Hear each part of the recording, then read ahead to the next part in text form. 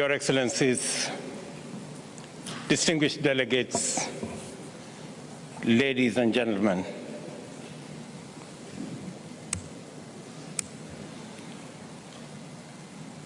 we come together for the 27th annual climate meeting 30 years after the adoption of the UN Framework Convention on Climate Change in 1992, 25 years since we adopted the Kyoto Protocol in 1997, and 7 years following yet another historic milestone, the Paris Agreement adopted in 2015. When the convention was adopted in 1992, global emissions were approximately 27 gigatons annually. This has risen to about 40 gigatons, while carbon dioxide accumulation in the atmosphere has also steadily increased. For the past 8 consecutive years, documented by the UN to be the hottest years in recorded history, each new year has been hotter than the previous year. The whole world is reeling from the staggering impact of climate change.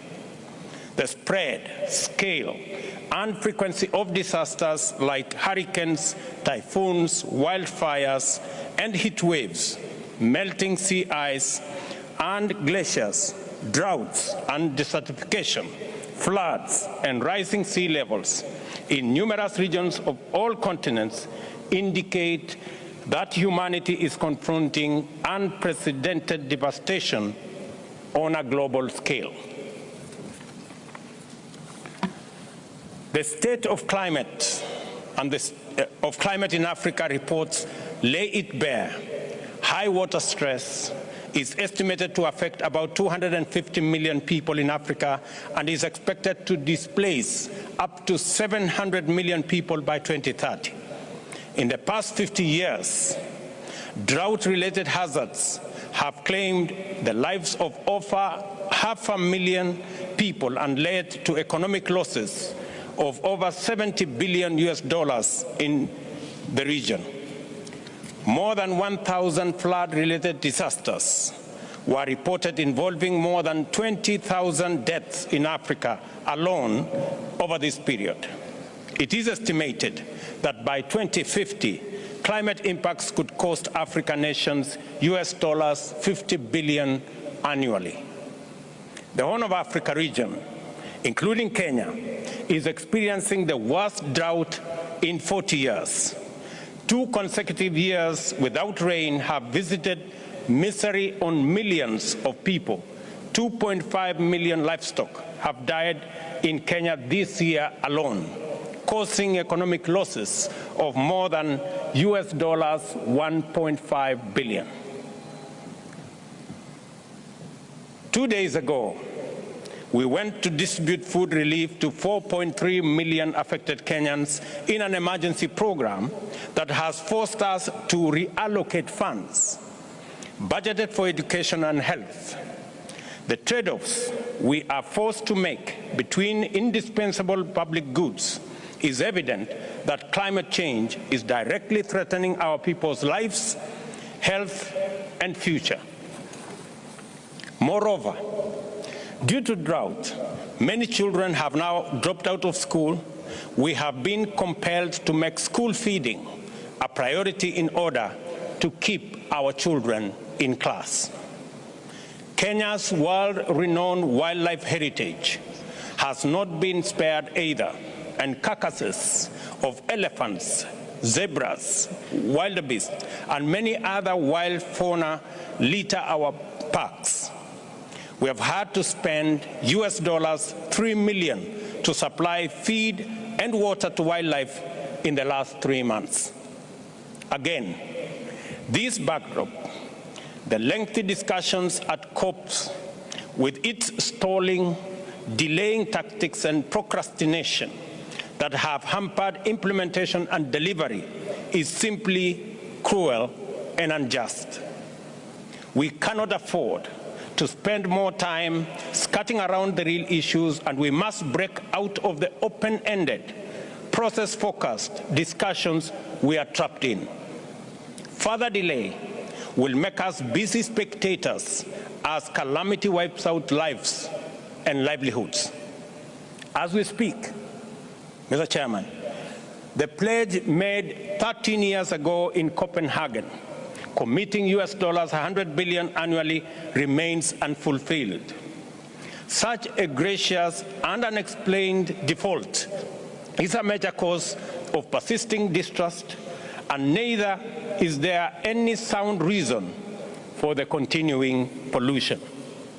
In stark contrast, Kenya, a country with far less resources than the average developed country, has foregone pollution industrialization and growth opportunities and intentionally invested in green energy.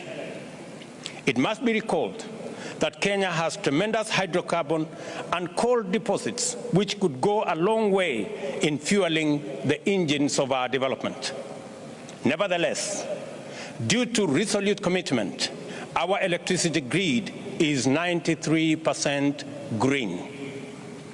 This morning, we signed a framework agreement for collaboration on the development of sustainable green industries in Kenya with an investor to produce 30 gigawatts of green hydrogen in Kenya. There exists opportunities in Kenya to produce 20 gigawatts of wind power, 10 gigawatts of geothermal electricity, and being at the equator, considerable amount of solar energy. Green energy production opportunities are vast in Kenya and throughout Africa. In the East Africa alone, for example, there exists sufficient hydroelectric potential to produce 100,000 megawatts, and if properly exploited, could generate enough clean energy for the whole of the continent. Instead of struggling to power industrialization using dirty energy, which is costly and destroying our planet, we want to make a case for developed economies to decarbonize their production by directing industrial investments to Africa and making use of clean energy to manufacture for the whole world. COP26 established the Glasgow Dialogue to formulate funding arrangements for measures to prevent, mitigate, and remedy loss and damage associated with adverse effects of climate change. Loss and damage is not an abstract topic of endless dialogue. It is our daily experience and the living nightmare of millions of Kenyans and hundreds of millions of Africans. A phenomenon of rising water levels in Rift Valley lakes was experienced in Kenya in 2020 and generated humanitarian crisis of unprecedented levels. Approximately 75,000 households were displaced in 13 counties, with a total population of 379,000 requiring urgent humanitarian assistance. The affected communities endured disruption for their livelihoods, losing homes, grazing lands, and farming fields, while social amenities like schools, health facilities, markets, fish landings, and processing facilities, once thriving hotels, curio shops, resorts, and lodges, electricity lines, and water supply and sanitation units were swallowed by water bodies. Loss and damage must therefore be addressed with a level of seriousness which demonstrates fairness, urgency, and consideration. Africa contributes less than 3% of the pollution responsible for climate change, but is most severely impacted by the ensuing crisis. Africa, and it is therefore only fair and proper that this conference takes necessary measures to recognize Africa's special needs and circumstances under the Paris Agreement, in line with the Convention and relevant decisions adopted by previous COPs. Beyond the overdue, legitimate, and priority concerns of resilience, mitigation, loss and damage, Africa offers unique potential to play an indispensable positive role in the planet's climate change future. Africa's vast tracts of land, deep treasures of diverse natural resources, tremendous untapped renewable energy potential, and a youthful, dynamic, and skilled workforce constitute the continent's irresistible credentials. Properly deployed, these assets could be crucial in driving global mitigation efforts while creating new economic opportunities in the continent.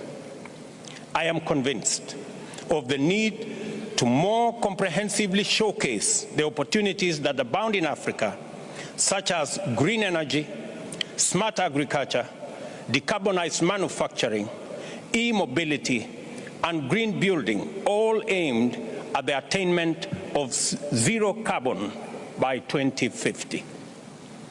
As the coordinator of the Committee of African Heads of State and Governments on Climate Change, I therefore plan to convene a continental summit focusing on climate action next year.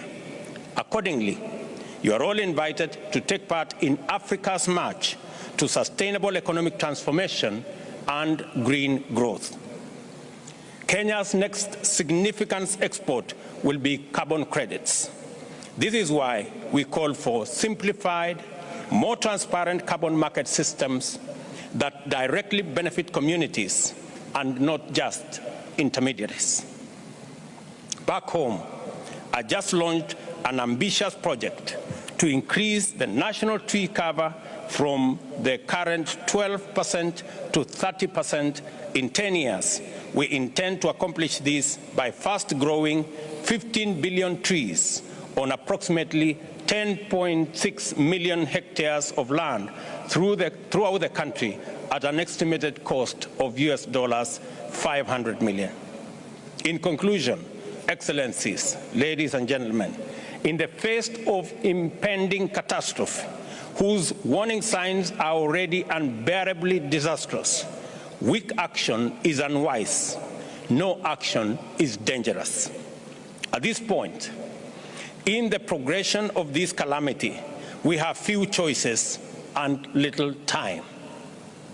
Our discourse must focus on delivery, and our conversation must be centered on our commitments and implementation. I call on every delegate here today to rise to the challenge of this moment, to make difficult but necessary decisions and seize transformative opportunity from the grasp of climate disaster. This means honoring spending commitments for mitigation and adaptation and mobilizing increased financial flows to those affected, especially in Africa. By keeping our promises and being bound by our word, we will demonstrate to people across the globe that their leaders are their honest agents and true guarantors.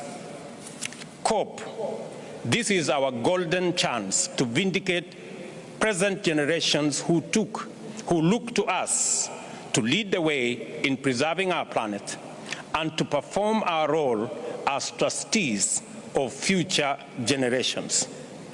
The way things are, we might never have a more opportune time, and there might never be a better chance. I thank you.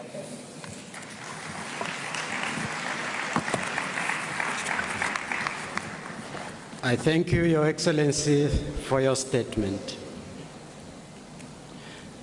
It is now my pleasure to welcome His Excellency Mr. Ignacio Cassis, President of Switzerland. Your Excellency, you have the floor.